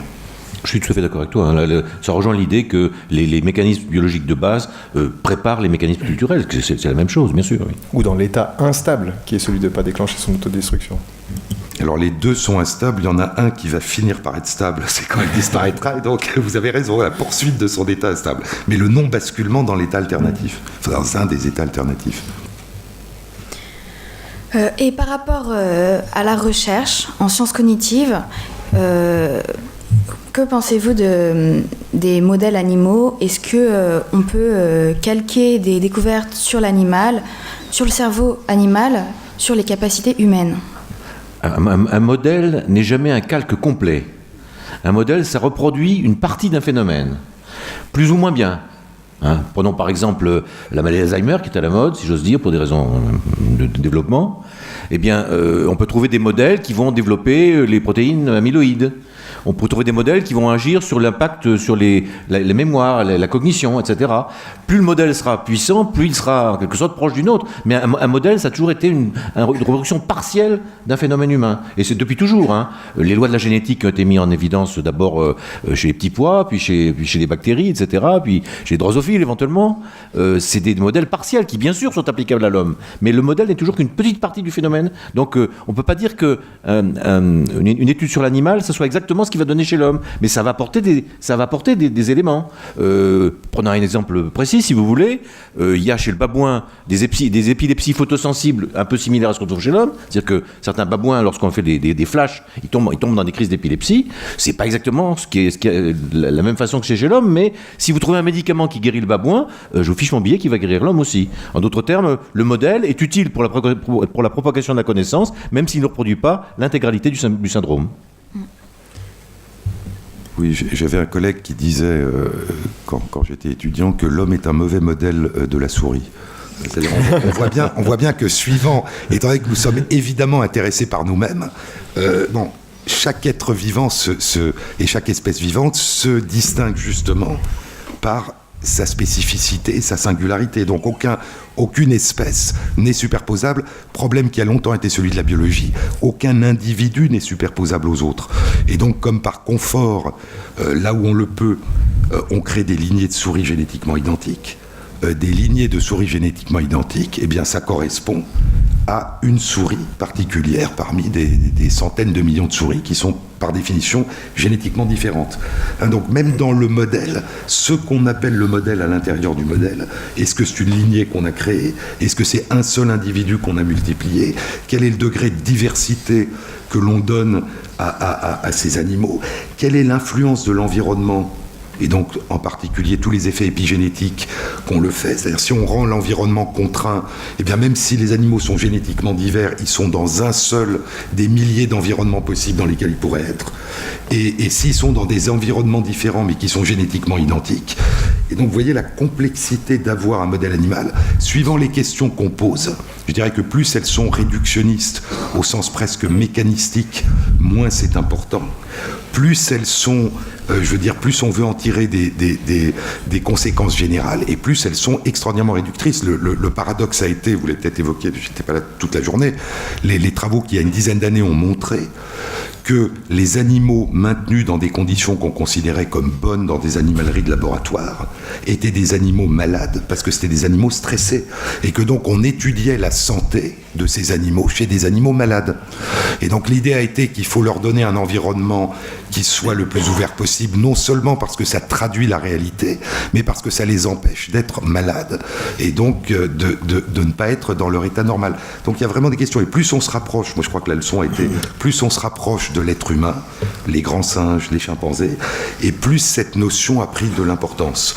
C'est-à-dire, au fond, si on veut les comprendre, il faut les comprendre dans leur environnement naturel, dans leur diversité, dans leurs interactions entre eux et avec l'environnement. Mais je crois qu'on perd de vue, plus on s'éloigne de l'être humain, et plus on perd de vue. C'est-à-dire, on se dit, les drosophiles, c'est pas grave. On peut les maintenir dans une bouteille, et puis elles peuvent être génétiquement identiques. Ça nous dit ce qu'est la drosophile.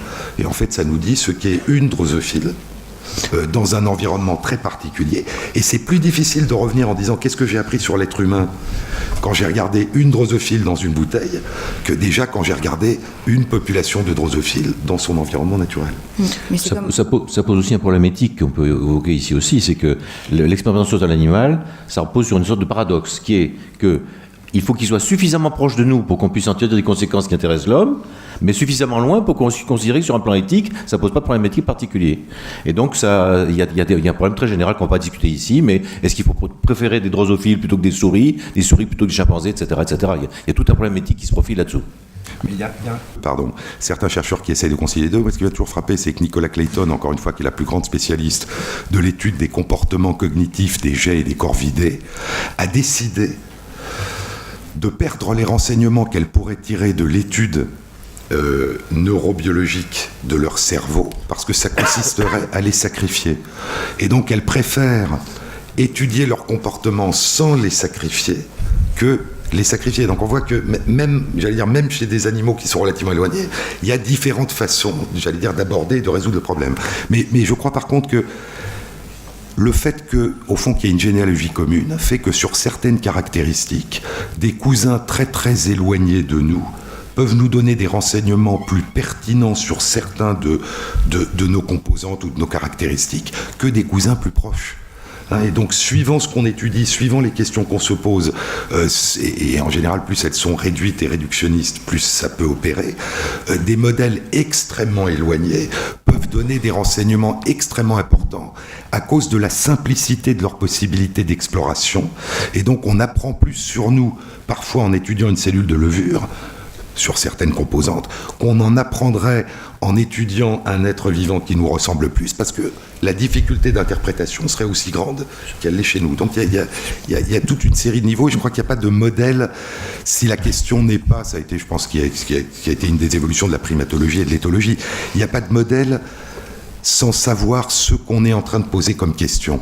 Et au fond, suivant la question que l'on pose, eh bien, ce qu'on appelle des modèles va prendre des configurations extrêmement différentes. Oui, j'ajouterais maintenant en plus, d'où ce balancement scientifique de l'intérêt du modèle, ça lance maintenant un balancement éthique qui devient de plus en plus important. Et vous disiez, l'homme est un mauvais modèle de la souris. On pourrait se demander de la même façon si l'homme n'est pas un mauvais modèle du robot. Et il y a un mythe mésopotamien que j'aime beaucoup, dans lequel les dieux en ont marre de faire plein de tâches très difficiles et donc décident de créer l'homme pour les faire à leur place. Donc justement, nous sommes les robots des dieux. Mais plus sérieusement, de la même façon que différentes espèces animales peuvent constituer des bons modèles pour essayer de comprendre l'homme, le robot peut être un de ces modèles également. C'est intéressant ce qu'il vient de dire, parce que au fond, ce n'est pas les capacités cognitives au sens de capacité d'apprentissage, de mémorisation, d'anticipation, de décision, qui posent un problème éthique dans nos relations avec les animaux, que ce soit la recherche ou les autres relations. C'est le degré de conscience et de capacité de ressentir des émotions que nous leur prêtons. Et donc on voit que cet élément-là, qui pour d'autres aspects de la cognition n'ont pas d'importance et peuvent être modélisés en dehors de toute idée qu'il y a conscience ou pas, sont essentiels quand nous nous posons des questions éthiques en ce qui concerne ces êtres vivants. Et donc là encore, tracer des limites, des frontières entre les animaux qui seraient capables de souffrir autant que nous et de ressentir autant de plaisir que nous, de souffrir un peu moins, de souffrir un peu moins, de ne pas souffrir du tout. On voit bien que là encore, c'est des questions de degré et non pas de nature, et que c'est à la fois une question scientifique dont un des moteurs de l'exploration est une préoccupation éthique. C'est un des domaines dans lesquels les découvertes de la science amène à un questionnement éthique, et le questionnement éthique amène à certaines formes d'exploration scientifique pour lequel il n'y aurait pas eu forcément d'incitation si ce n'était pas cette préoccupation. Donc je crois que d'une autre façon, ce qui nous rapproche le plus des animaux qui nous entourent, c'est cette capacité à ressentir des émotions, à ressentir une conscience. C'est ça en tout cas qui, j'allais dire, qui sans doute nous bouleverse à différents niveaux, indépendamment des capacités cognitives, de raisonnement, d'apprentissage qu'ils peuvent avoir. Donc je crois qu'on voit bien là-dedans en fait les multiples dimensions qu'il peut y avoir dans ce qu'on appelle la cognition. Je pourrais enchaîner sur une demi-boutade sur les chiens. Parmi les sensations que nous éprouvons, les plaisirs, les sensations olfactives pour des raisons de câblage sont parmi les plus puissantes. L'olfaction peut nous mettre dans des états extrêmement plaisants. Or, les chiens ont une olfaction qui est 20 à 30 fois supérieure à la nôtre. Donc les chiens vivent dans un univers d'odeurs absolument paradisiaque que nous ne pouvons pas imaginer. Ou en quelque sorte, si je peux le schématiser, dans le schéma évolutif, celui qui a le meilleur succès, c'est pas l'homme, c'est le chien. Sauf le fait que nous réagissons de manière aussi émotionnelle à l'olfaction, c'est une question importante. Est-elle due à l'olfaction ou est-elle due au fait que ce sens est particulièrement émoussé chez nous? Auquel cas, c'est en voyant quelque chose que le chien ressentirait ses émotions les plus pleines. Là aussi, la question c'est est-ce que le câblage est lié au sens particulier, en l'occurrence olfaction, ou est-ce qu'il est lié au caractère extrêmement aigu ou au contraire extrêmement émoussé de ce sens, qui revient un peu à l'incorporation qui était dite. Au fond, nous représentons le monde à partir des sens qui nous renseignent sur son existence, et le fait que des sens soient émoussés ou au contraire extrêmement aigus joue sans doute un rôle dans la façon dont nous réagissons. Il y a quand même un substrat neurobiologique très, très fort au fait que les odeurs soient très émotionnelles chez l'homme. Mais vous savez que nous sommes aussi les animaux et les primates chez qui le bulbe olfactif est le plus atrophié. Donc, est-ce que ce lien émotionnel est dû au fait qu'il est peu sollicité et que donc il y a un effet de surprise profond, alors que nous sommes des primates visuels et que donc tout ce qui est visuel, au fond, nous savons ce dont il s'agit, alors qu'il y a quelque chose dans l'olfaction qui nous surprend parce que nous ne sommes pas habituellement attirés, donc ça renvoie à la mémoire, ou est-ce qu'il y a véritablement quelque chose, ce qui est possible, dans le monde animal? Oui, il y a quand même un câblage beaucoup plus rapide entre l'olfaction, le paléocortex et le système limbique qu'avec les autres sens. Hein, ouais. donc, c'est très très direct, ouais. Et puis c'est surtout, chez l'homme, c'est atrophié, mais c'est très très proche de l'amygdale, et en plus, c'est des connexions directes qui ne transitent pas par le thalamus, donc qui ne sont beaucoup moins censurées que les autres sens. Moi, je penche pour cette interprétation-là. Je suis d'accord, mais ce que je veux dire, c'est quelle est la réponse d'un animal qui voit mal, il y en a beaucoup, comme le chien, au stimulé visuel. C'est un peu ça la question. C'est-à-dire, au fond, est-ce que c'est ce que dit Georges Chapoutier, c'est-à-dire, au fond, ils sont dans un monde, au fond, c'est la Madeleine de Proust. Il paraît qu'on n'a pas le droit de poser cette question. Alors je vous en... Bah si, après, Merci. il y a des questions. Si, après, est-ce que c'est la Madeleine de Proust en permanence et nous en sommes un peu privés, ou est-ce que ça se, j'allais dire, où est-ce que les compromis sont différents, mais je sais pas. Mais cette question de l'incorporation est quand même, je sais pas si ça a été évoqué, mais l'article de Thomas Nagel, What is it like to be a bat? Je veux dire, à quoi ça ressemble d'être une chauve-souris? C'est vraiment cette question, c'est-à-dire qu'on ne peut pas se poser des questions sur les activités mentales ou les capacités cognitives si on n'imagine pas que le corps et les moyens d'interaction avec le monde sont radicalement différents. Donc c'est vrai que imaginer que nous sommes en train de voir cette salle par l'écho que nous renvoient les cris que nous poussons, c'est pas évident. Et de manière intéressante, parce que c'est cette variété, certaines personnes aveugles de naissance ou devenues aveugles ont des représentations auditives ou non auditives qui sont très différentes des représentations du monde que nous faisons. Donc ça montre là aussi, je veux dire, au fond, le lien étroit qu'il y a entre les représentations du monde que nous faisons et en effet la manière dont notre corps et notre cerveau sont construits. Mais c'est là que le modèle robot de la cognition chez l'humain atteindra de toute façon ses limites à un moment donné, puisque le corps du robot n'est pas du tout le corps de l'humain. Les effecteurs ne sont pas les mêmes, c'est pas les mêmes muscles, donc de toute façon des limites. Mais par rapport à ce que vous évoquiez juste avant, je me dis qu'il faudrait se méfier de certains écueils qui pourraient être faits dans les interprétations, qui consisteraient à vouloir vraiment complètement dissocier conscience et autres capacités cognitives. De ce que je comprends de, par exemple, les hypothèses de Stanislas Dehaene sur l'espace de travail global, il y a cette idée d'une conscience qui accompagne des phénomènes d'auto-évaluation de la performance pour pouvoir réguler justement cette décision, résolution de problèmes et plein d'autres choses.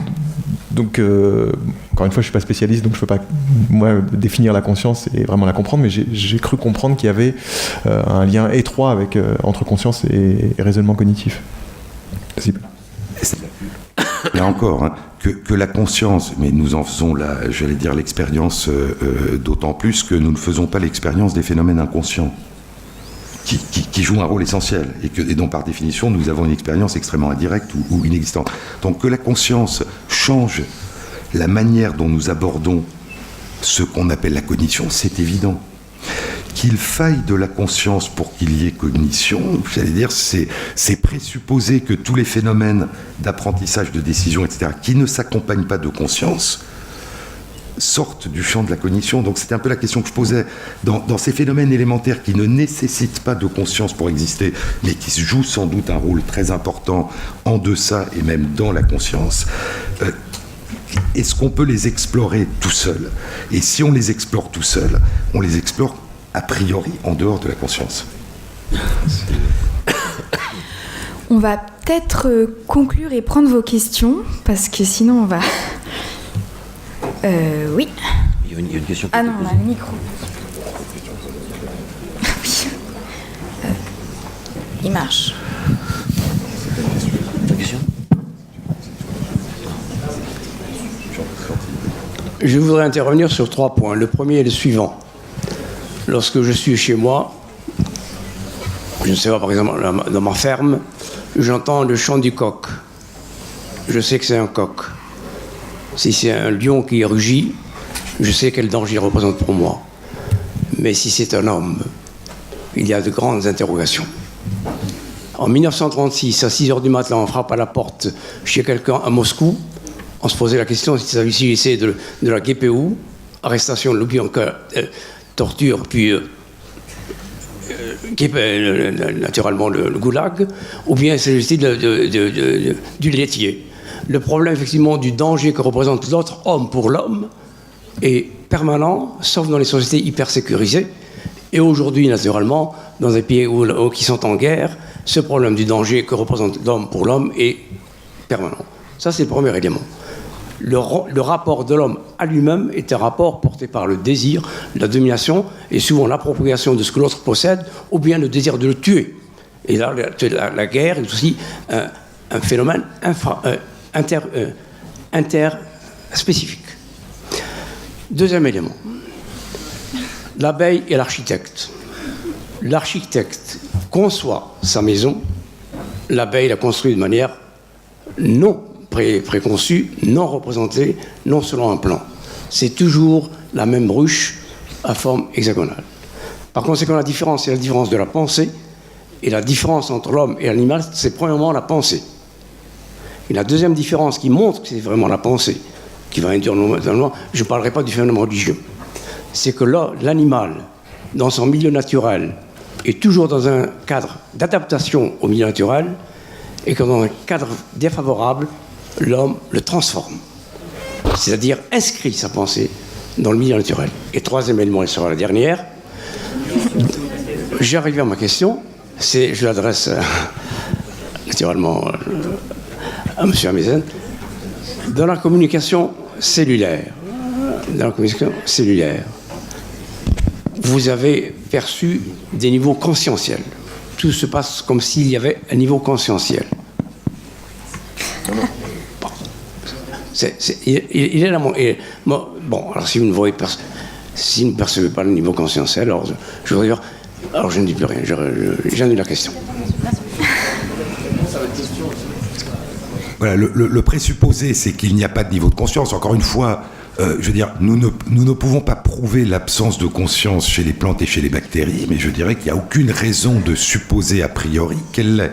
Donc tout ce que la parcimonie, qui est jamais qu'une façon de procéder, postule qu'on doit pouvoir l'expliquer sans recourir à la conscience. Mais je pense que la robotique et la modélisation fait beaucoup de paris justement sur des mécanismes qui impliquent chez nous la conscience, en postulant, et ce qui est très riche et très fécond, qu'on peut en expliquer une très grande partie sans avoir besoin de recourir à la conscience. Sur les animaux, vous savez, le généticien Richard Lewontin disait que les êtres vivants ne font pas que résoudre des problèmes, ils commencent par les créer.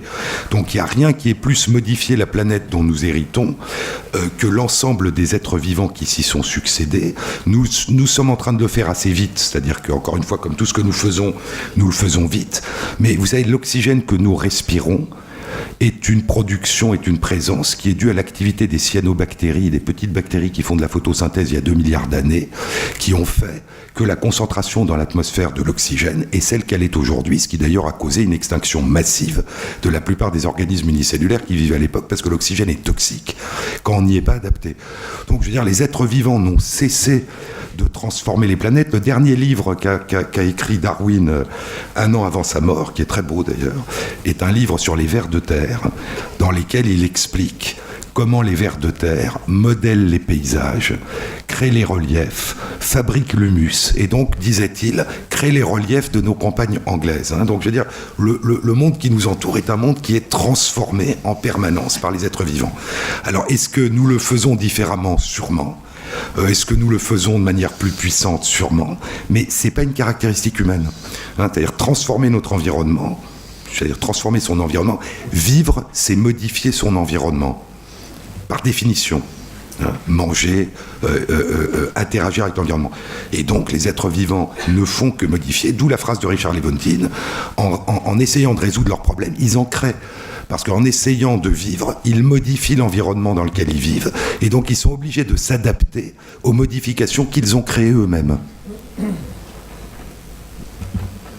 Alors pour le danger, juste pour terminer, oui, l'homme est le plus grand danger pour l'homme, mais il est aussi le plus grand secours. Hein, je veux dire, nous sommes à la fois capables du meilleur et du pire. Et donc je crois que la manière dont nous construisons nos sociétés, dont nous interagissons en fonction des temps, des lieux, peut être dans la plus grande sérénité, dans le plus grand respect des autres, ou peut être au contraire dans le plus grand déni ou la plus grande cruauté. Donc là je dirais que c'est indépendant des connaissances et de la manière de savoir comment nous fonctionnons. Hein, ce n'est pas la compréhension de la manière dont nous fonctionnons qui peut nous dire comment nous devons nous comporter. Donc c'est plus on en connaît sur nous et sur le monde, et plus on sait, j'allais dire, quelles sont les possibilités d'agir, mais ça ne nous dicte en rien ce que nous devons faire. Et donc ça, c'est une question morale. Et nous sommes des animaux, nous faisons partie des animaux dotés d'une capacité au questionnement moral qui n'implique pas forcément le fait ensuite d'appliquer ce que nous considérons comme le plus souhaitable. Et vous savez que l'empathie et l'altruisme, il y a tout ce, quand vous dites le désir d'imiter, non, il y a comment est-ce que je veux dire, dans le lien à l'autre, et nous vivons dans un lien à l'autre depuis le début de notre vie, hein, quand nous naissons. Ce que tu disais sur la néoténie, en fait, nous nous considérons comme extraordinairement intelligents, extraordinairement libres et extraordinairement créatifs. Nous sommes les animaux qui vivons le plus longtemps dans un état de dépendance absolue. Juvénile. Voilà, non mais de dépendance absolue, oui, c'est-à-dire que nous parlons à une époque, nous commençons à savoir parler à une époque où nous sommes incapables de nous nourrir tout seuls. Et donc cet état de fragilité et de dépendance construit, en fait, ce que sera ensuite notre autonomie. Et donc, j'allais dire, les liens qui nous lient et qui nous rattachent aux autres sont extrêmement importants dès le début de la vie. Ce que nous en faisons ensuite, est-ce que nous les traduisons comme une instrumentalisation de ces liens à notre profit ou comme une utilisation de ces liens au profit de l'autre autant qu'à notre profit à nous? Ça, après, ça dépend de la manière dont nous construisons notre façon de vivre et nos représentations. Alors, vous avez un petit peu balayé, je trouve, la possibilité de l'émergence d'une conscience artificielle.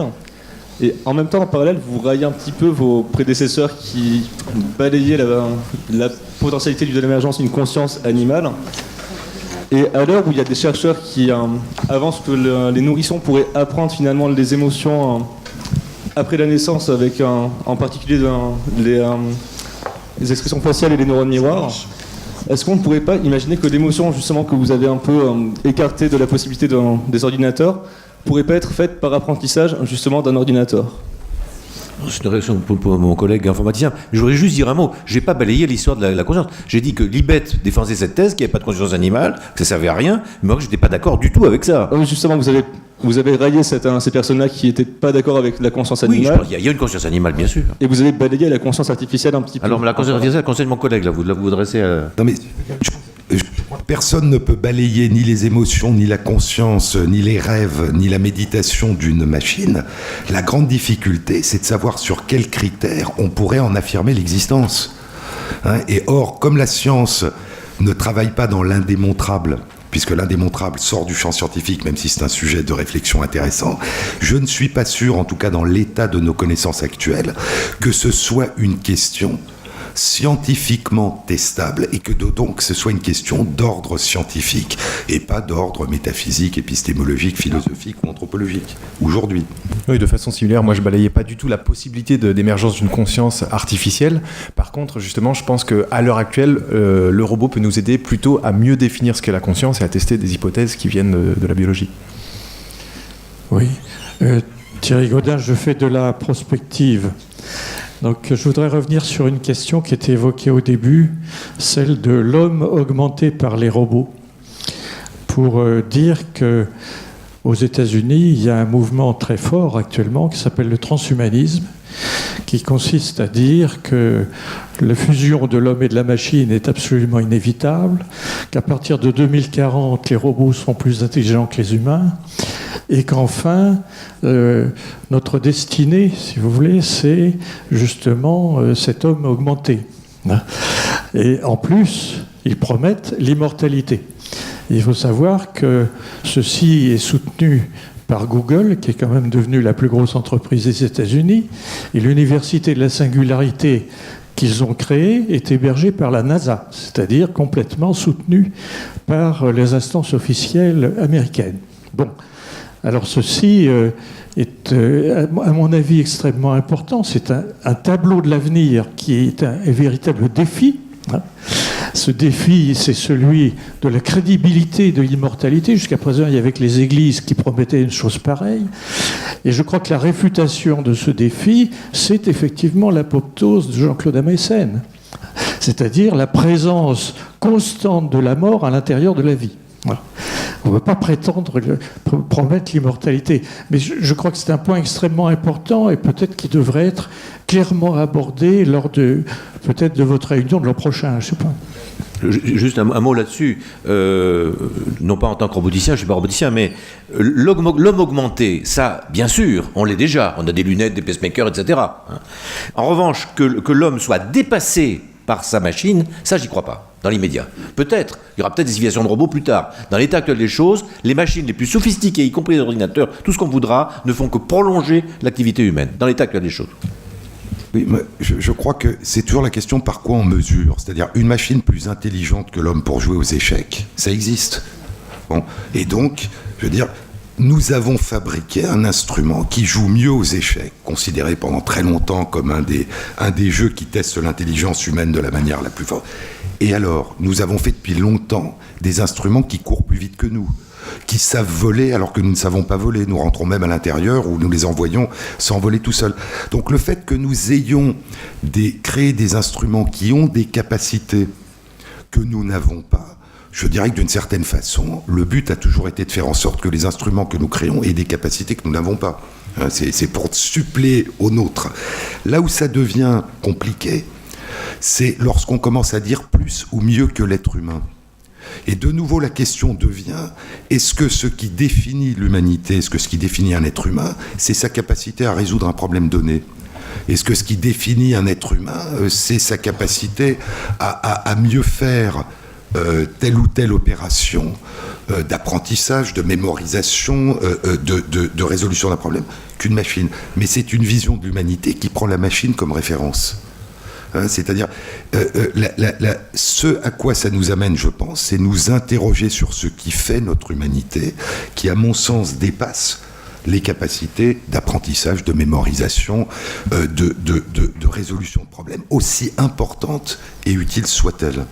Et donc, j'allais dire que nous serons inférieurs aux machines, c'est dire que ce que nous considérons comme essentiel dans notre dimension humaine est mesurable, quantifiable, ce qui amène d'ailleurs tout à fait, et ça a longtemps été fait, à hiérarchiser chez les êtres humains.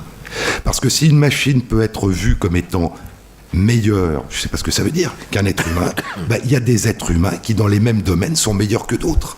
Et donc, on hiérarchise à partir d'un certain nombre de critères, ce qu'on a cessé de faire au cours de l'histoire humaine, à l'intérieur même des populations, soit en prenant certains comportements humains ou certaines personnes comme référence, et ensuite on classe, soit en prenant ce que vous évoquez, une machine, pourquoi pas. Et à ce moment, on peut dire, l'être humain est en dessous, mais peut-être pas en dessous au même niveau, et donc on va classer. Donc je crois que ça nous amène à nous interroger encore une fois sur ce que j'évoquais, c'est-à-dire, qu'attendons-nous d'instruments ? Est-ce que nous pensons que des instruments seront des instruments au service desquels nous serons ? Et c'est intéressant de se dire qu'un homme augmenté sera une participation humaine à la machine, et non pas une participation de la machine à nous-mêmes. Donc il y a à la fois comment nous définissons le rapport à nos créations et à nos instruments, et d'autre part, comment voyons-nous ce qu'il y a de plus singulier ou de plus important dans ce que nous appelons l'humanité.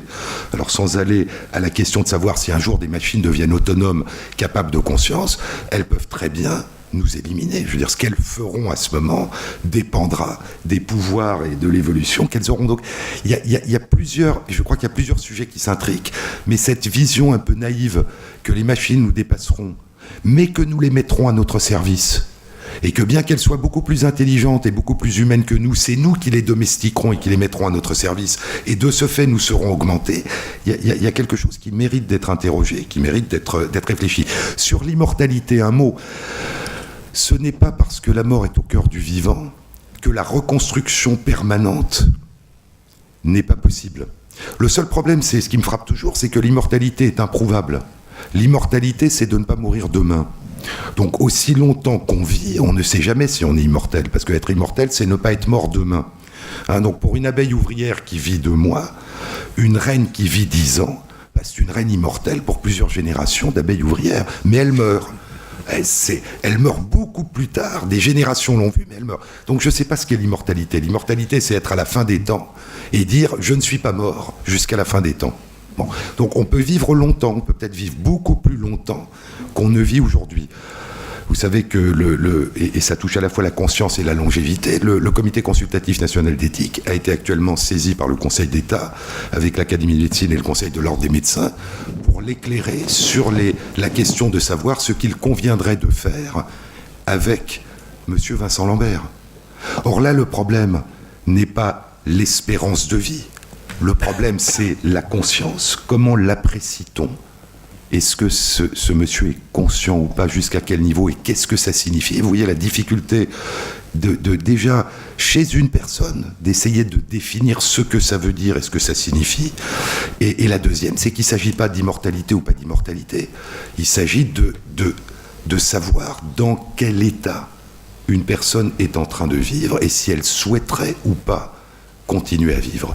Et donc je crois que cette idée d'immortalité fait l'économie complètement de ces questions. Et je suis étonné d'un point de vue scientifique d'une chose, c'est qu'il y a eu une révolution en matière d'études de la longévité depuis 20 ans. Les travaux chez Caenorhabditis elegans, chez la drosophile et chez la souris montrent qu'on peut modifier l'espérance maximale de vie. Mais dans ces 3 espèces, quelle est la modification génétique ou épigénétique ? 30% d'augmentation, c'est fantastique. C'est comme si un être humain vivait 160 ans, alors que jusqu'à aujourd'hui, la limite, c'est 120 ans. Mais c'est 30% d'augmentation. Et donc, entre 30% d'augmentation après 20 ans de recherche fantastiques, extraordinaires, qui ont bouleversé l'idée qu'on se fait du vieillissement, parler d'immortalité, à partir d'aucun résultat scientifique qui porte sur une étude. C'est-à-dire le jour où on aura permis à une drosophile de vivre 2 ans, on commencera déjà à se dire qu'on a repoussé les frontières de la longévité. Mais c'est pas ça. Ce qui est fantastique aujourd'hui, c'est 30%. Donc pourquoi l'immortalité ? Que l'immortalité soit un vieux rêve humain qui est récurrent au cours de l'histoire humaine, oui. Pourquoi, sans aucune base scientifique, penser que le développement des nanotechnologies et de l'intelligence artificielle amènerait l'immortalité ? Je vais résumer ton propos. On va vers une population humaine de 150 nerfs, tous débiles et Alzheimer. Non, alors la bonne nouvelle dans les expériences animales, c'est que quand l'espérance de vie est augmentée de 30%, c'est la jeunesse de l'animal qui est augmentée, puis il vieillit et il meurt. Donc cette idée que si on prolonge forcément la vie, et même si on repousse les frontières de l'espérance de vie, c'est forcément dans un état dit âgé, en tout cas dans les expériences animales qui existent depuis 20 ans, c'est pas vrai. Ce qu'on prolonge, c'est la jeunesse. On va peut-être conclure. Je vous remercie à tous d'être venus. On va laisser la parole à Hippolyte. Merci beaucoup à tous les 3. Un grand merci à tous. Pour clore cette journée, on voudrait vous rappeler que cet événement est organisé par Connivence, l'association des étudiants et jeunes chercheurs en sciences cognitives d'Île-de-France, qui sont tous bénévoles, dont la plupart sont ici, mais pas tous. Le Forum des sciences cognitives, c'est un événement annuel qui a lieu depuis 13 ans. On espère vous voir l'année prochaine, on espère qu'il vous a plu, on espère qu'il vous a autant intéressé qu'il nous a nous-mêmes intéressés. Le but du Forum des sciences cognitives, c'est d'ouvrir les sciences cognitives au grand public et également de mettre en présence les différents acteurs du domaine. Donc on espère que ça a été une réussite aujourd'hui. On a aussi beaucoup de monde à remercier. Tout d'abord, les bénévoles de toute la France qui sont venus aujourd'hui nous aider à organiser toute la logistique de la journée. Également tous les bénévoles de Connivence qui se sont investis pendant des mois pour permettre que cette journée soit réalisée aujourd'hui. Donc un grand merci à tous. Également notre partenaire privilégié qui est la Fresco, la Fédération des associations en sciences cognitives de France.